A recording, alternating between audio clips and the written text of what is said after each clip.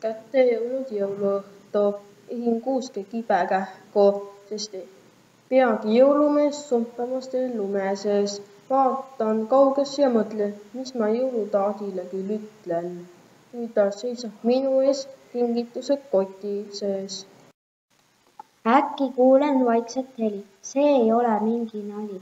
Ruttan uksele, siis vastu jõuluvana sisse astub. Tere, tere, jõulutaat, tulid väga kaugelt maalt. Rõõmustan, kui taati näen. See on väga tore päev.